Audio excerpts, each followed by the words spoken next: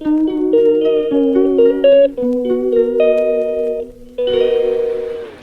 Morning friends, welcome back to my channel A S creator. আশা করি তোমরা সবাই ভালো আছো, আমরাও ভালো আছি। আজকে অনেক ভোরবেলা উঠেছি, কেন সেটা দেখতে থাকো। কারণ কি, আমরা আজকে ঘুরতে বেরোচ্ছি। রেমাল ঝড় চলে যাওয়ার পর ওয়েদার ভালো হলো আর আমাদেরও যাত্রা শুরু হলো। বেশ ভালো লাগছে। এখন বাজে রাত 3:30, 3:30-ও কম। আমরা উঠেছি 2:30-এর সময় ঘুম থেকে ওঠার পর যথারীতি ঘর ঝাড় দিলাম, নিজে ফ্রেশ হলাম, তারপরে ওদেরকে ডাকলাম, চা বসালাম, চাটা খেয়ে একটু স্নানও আমি করেছি। করে দাদাভাইও স্নান করেছে, শুধু অভিনব করেনি। টোটো 3:30-এর সময় এসে ফোন করলো আমাদের গেটের কাছে এসে। আমরা সবাই রীতিমতো বেরিয়ে চলে এলাম। এবার টোটোতে যাত্রা শুরু, কারণ প্রায় 50 মিনিট পার করে আমরা এই বাস স্টপে এলাম। আমাদের ওখান থেকে বাসে আসাটাই সুবিধা, হাওড়ায় না গিয়ে। এসি বাস বুক করা হয়েছিল, আপ ডাউন দুটোই। এবার আসার জন্য ঠিক টাইম মতো এসেছে বাস। আর সিটটাও বেশ ভালোই পেয়েছি, না পেছনে না সামনে, মিডিলে পেয়েছি। নাম্বারটা ছিল 37, 38, 39, বুঝতেই পারছো, মিডিলে। তো ভালোই লাগছে, ভোরবেলার জার্নি। বাইরেটা দেখো কত সুন্দর লাগছে, তাই না? দারুণ লাগছে বাইরেটা এখন। আর এসি বাসে কিছুই তো মালুম হচ্ছে না গরম কি ঠান্ডা, বেশ আরামেই আসছি। যাব যখন একটু আরামেই যাব, তাই না? কষ্ট করে কেন ঘুরতে যাব, এটাই হচ্ছে ব্যাপার। আমাদের দাদাভাইও তাই বলে, যাব যখন একটু আরাম করেই যাব। তো আমি তো দেখলে রাতের বেলা টিফিন করে রেখেছিলাম, গতকালের ব্লগে তোমরা দেখেছো, সেটাই নিয়ে এসেছি। আর সাথে কিছু শুকনো খাবারও আছে, যেমন এই চিপস, বিস্কিট, নানান রকম, তারপরে কেক, এগুলোও আছে, কলা, এগুলো সবই নিয়ে এসেছি। রেখে এলে তো এগুলো নষ্ট হয়ে যাবে, ওই জন্য এগুলো সব নিয়ে এসেছি। দেখো বাইরের ভিউটা কি দারুণ লাগছে, তাই না? অসাধারণ। তবে বাইরে ঘুরতে বেরিয়ে মজাই লাগে, তাই না?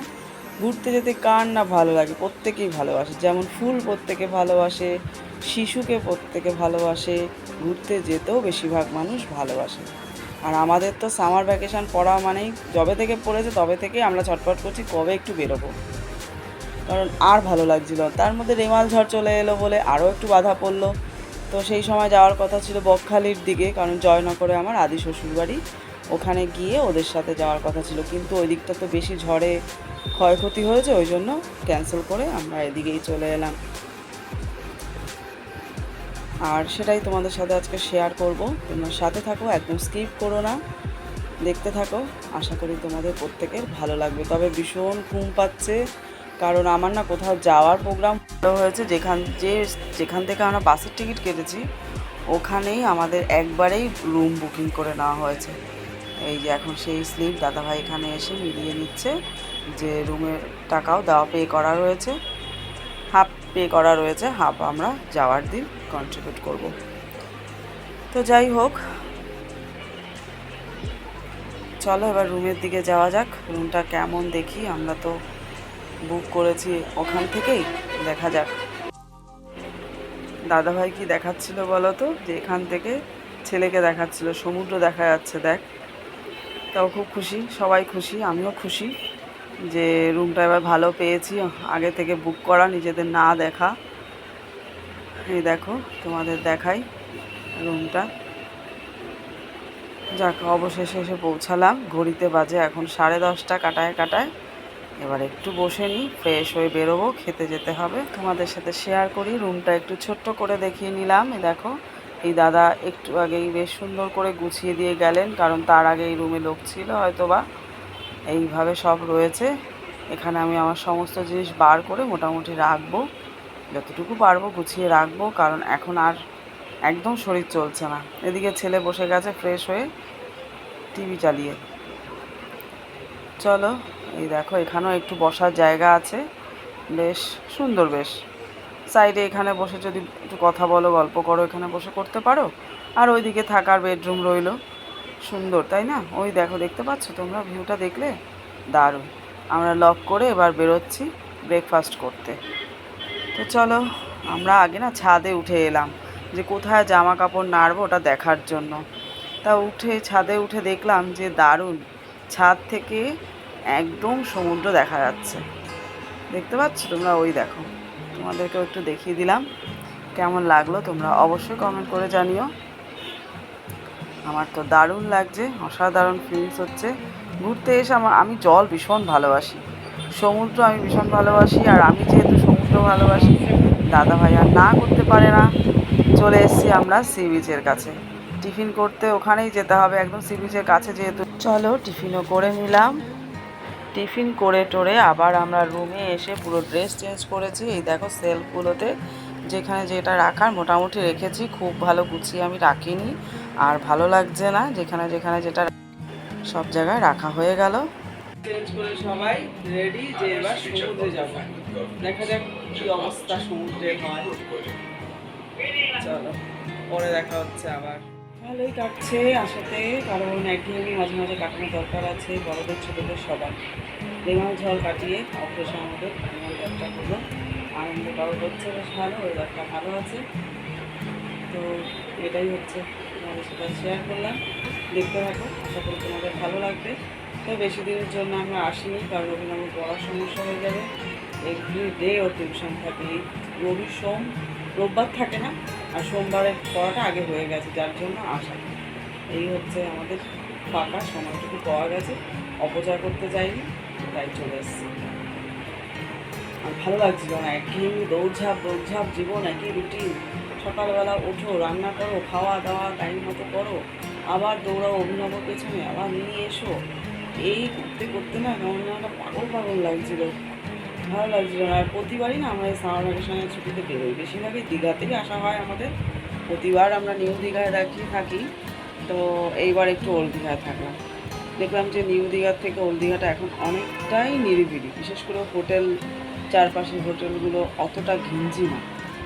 নিউ দীঘায় তো আমরা অনেকবার থাকলাম, আমি কিন্তু দীঘায় অনেকবার এসেছি। আমরা বিয়ের পর 2008 সালে প্রথম এসেছিলাম, তখন ওল্ড দীঘাতেই ছিলাম। তখন নিউ দীঘা কিন্তু সবে হচ্ছে, কোনো হোটেল নেই, কিচ্ছু নেই। আমরা টাঙা গাড়ি করে স্নান করতে যেতাম নিউ দীঘায়, কিন্তু কোনো হোটেল ছিল না, কিচ্ছু না, কোনো দোকানপাট না, কিচ্ছু, তাও সবে হচ্ছে। তারপরে এলাম 2016 সালে। আমার ছেলে তখন খুবই ছোটো, 16 সালে এসেছিলাম। তখন মামাতো ননদের বর, মেয়ে, সবাই মিলে এসেছিলাম। তো তখন ছিলাম নিউ দীঘায়, ট্রেনে এসেছিলাম সেবার। 17 সালে আবার গেলাম পুরী। 18 সালে আবার আমার এক বান্ধবী তার ফ্যামিলি নিয়ে আমরা আবার 18 সালে এসেছিলাম দীঘাতে, তখনও ছিলাম নিউ দীঘায়। 18, 19, 20 তো লকডাউনে গেল।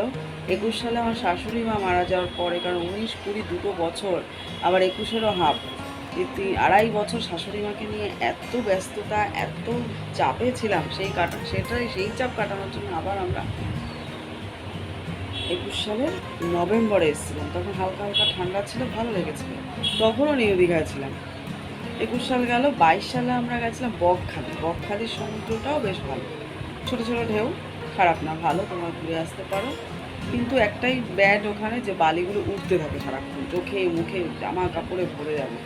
এখানে যেমন কি দীঘাতে সমুদ্রে, পুরীতে সমুদ্রে নামলে বালি, আর ওটা তুমি নামো আর না নামো, সারাক্ষণ অনেক উঁচু লেভেলেই বালিটা বইতে থাকে হাওয়ায়, আর লাল কাঁকড়া ভর্তি, ভালো লাগে। ফেজারগঞ্জ সব ঘুরেছিলাম, টাকিতেও গেছিলাম তোমার 22 সালের সামার ভ্যাকেশনে। 23 সালের সামার ভ্যাকেশনে আবার আমি আর আমার কলিগ মিলে আবার এলাম এখানে দীঘাতে, নিউ দীঘা ছিলাম।